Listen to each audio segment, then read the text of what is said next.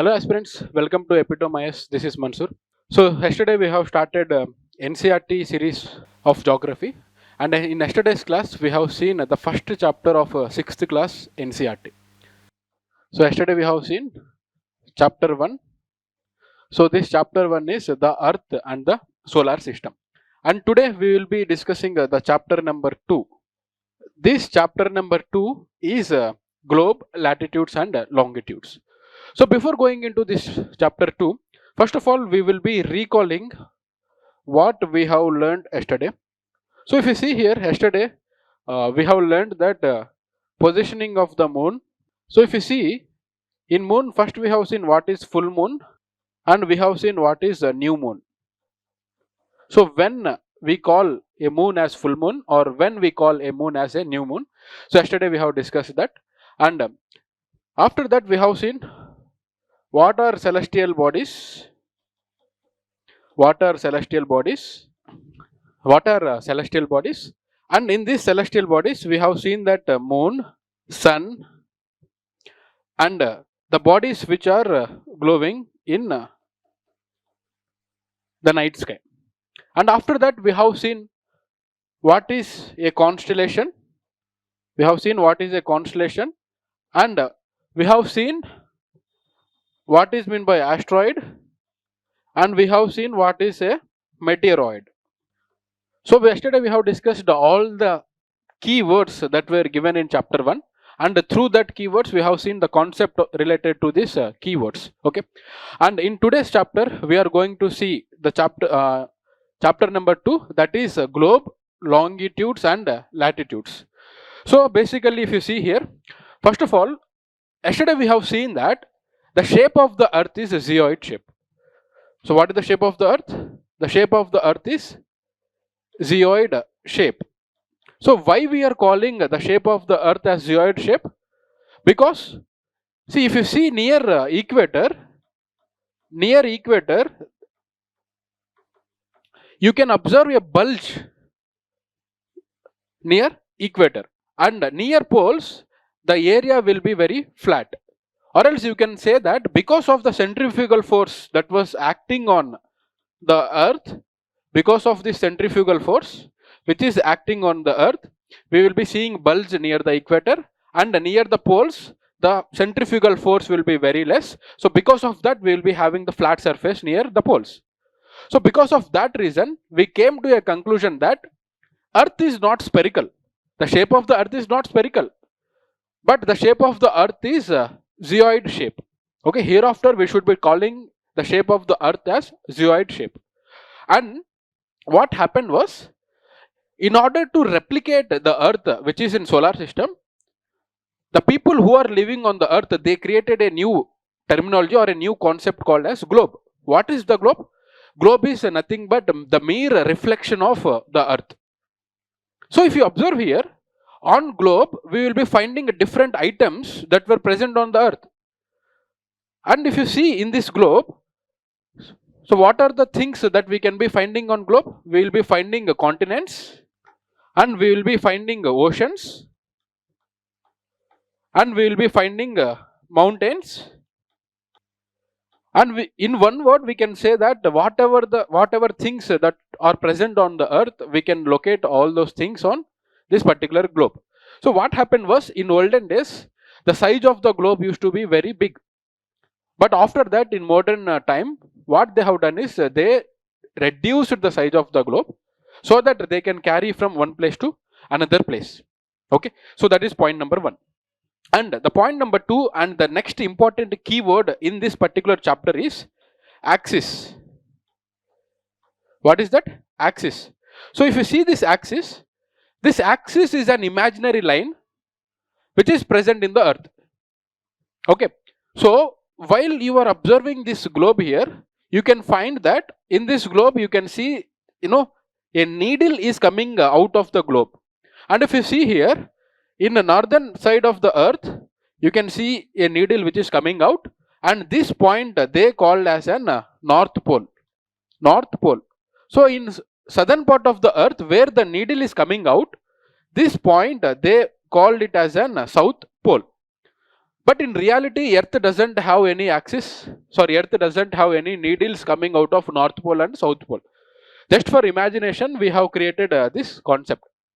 But if you observe, Earth will be rotating around the Sun in a circular or in an orbit, and there will be a tilt in the Earth while revolving around the Sun. So this thing we already know, right?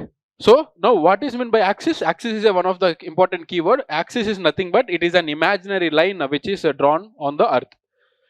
Then the next important keyword in this chapter is equator. What is that? Equator. What is meant by equator? Equator is a imaginary lines which divide the Earth into two hemispheres. What is that? First hemisphere is north hemisphere. Second hemisphere is south hemisphere. So what is meant by north hemisphere? What is meant by north hemisphere? See, the northern part of equator, from equator to the pole, that region or that zone is called as a northern hemisphere, and the southern side of the equator, see, for example, if you see here, this is an equator. This northern side of the equator is called as northern hemisphere.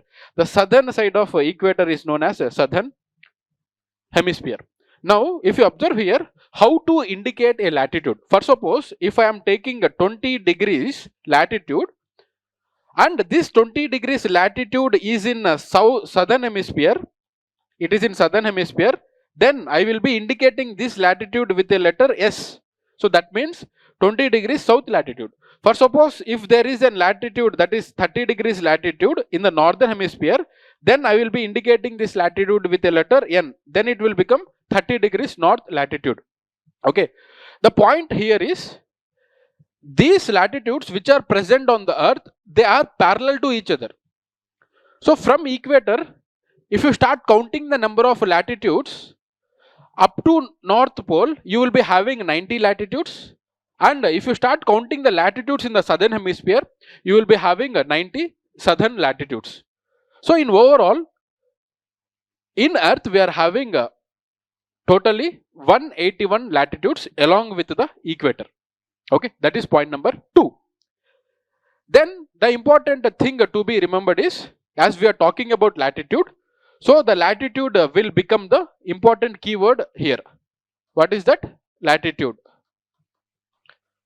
So if you see the latitude here, on Earth, as we told you earlier, there are 181 latitudes, and in this 181 latitudes, there are certain latitudes which are very, very important. If you observe the picture which is given in this textbook, it is clearly saying that Earth is having many latitudes, and in these latitudes, there are certain latitudes which are very important. For suppose, if you see here, in between we are having a equator, and above equator we are having a 23 degrees and of north latitude, and below equator we are having a 23 degrees and of south latitude, and above this 23 degrees and of north latitude we are having a 66 degrees and of north latitude, and above that we are having a North Pole. In the same manner, in the southern hemisphere also we are having 23 degrees and of south latitude, 66 degrees and of south latitude, as well as the South Pole. So now you might be having a doubt, sir, there are 181 latitudes. Why we are considering these 5 or 6 latitudes? So the point here is, see, the zone between 23 degrees and of north latitude and the 23 degrees and of south latitude, this particular zone will receive high amount of sunlight. High amount of energy will be there in this particular zone. And this 23 degrees and of north latitude is called as Tropic of Cancer. And this 23 degrees and of south latitude is called as Tropic of Capricorn. In the same way, if you see here, 66 degrees and of north latitude, it is called as Arctic Circle. And 66 degrees and of south latitude, it is called as Antarctic Circle. And in the same way, here we are having South Pole and here we are having North Pole. So these are the important distinctions between the number of latitudes. Then after that, what is the important point to be remembered? The next important keyword will be about longitudes. What is that? About longitudes. So if you see here, what are longitudes? Longitudes are imaginary vertical lines that are drawn on globe. And if you see the longitude, and this longitude will be running from North Pole to the South Pole. Okay, and the important longitude is prime meridian, and this is the 0° longitude. If you are moving towards the east, the numbering will be, we call that latitude as east latitude, and if the latitude are moving towards the west, we call that latitude as west latitudes. Okay, west longitude, sorry, west longitudes. And here, if you see here, the entire earth, it was divided into, we are having from 0° longitude towards its east, we are having 180 longitudes or 180 degrees, and towards the west we are having again 180° longitudes. And this 180° east longitude as well as 180° west longitude, they both coincide at the same point, and we call that longitude as 180° longitude. Okay, and this particular longitude is used to determine the time zones on the earth. And next important point, next important keyword here is grid system. So what is meant by grid system? If you see here, the longitudes as well as the latitudes which are drawn on the map, this particular grid system will be helpful to determine the precise location of a place. And then the important topic is heat zones. So when we are discussing this different latitudes, if you see here, you will be finding 3 important zones here. For suppose the zone between 23 degrees and of north latitude and 23 degrees and of south latitude, there is a zone. That zone is a torrid zone. So in torrid zone, what happens? Basically, the sunlight from the sun will be directly falling on this particular zone, and in a given year, more amount of sunlight will be seen in this particular area. So that is why this zone will be always very hot, and due to that condition, we are calling this zone as torrid zone. And above this Tropic of Cancer and below this Arctic Circle, we call this zone as temperate zone. Here, the amount of sunlight which is falling on this zone will be very less, and the temperature also will be very less. And above this Arctic Circle and between North Pole, we are having frigid zone. The same way in southern hemisphere also, we are having a southern temperate zone between 23 degrees and of south and 63 degrees and of south latitude. And below that, we are having a frigid zone between Antarctic Circle to South Pole of the Earth. Then, using this longitude, or else, the important keyword here is how to find time. So, if you see here, the time is found by using these longitudes. And if you move from one longitude to one other longitude, for suppose, if you are moving 1 degree, the time will be changing to 4 minutes. If you are moving 15 degrees, the time difference will be 1 hour. Okay. For suppose, as we all know that Earth moves from east to west. So, if we are standing near the prime meridian, that is 0° longitude, from there, if you are traveling towards the east, you will be gaining the time. From 0° longitude, if you are traveling towards the west, you will be losing time. And if you see here, the entire earth was divided into 24 time zones. And if you see India is having only one time zone. And in India, the time zone is based upon this longitude. What was that longitude? 82 degrees and of east longitude. Okay, based upon this 82 degrees and of east longitude, we are going to determine the time of India. And if you see Russia, in Russia we are having 11 time zones. Okay, right. Using these latitudes and longitudes, we are going to find the exact location and exact position and exact time of a particular area. Okay, right. So that's it for today. So in today's class, we have seen what is meant by latitude, what is meant by longitude, how we can find time, and how many zones of times were there in the entire world.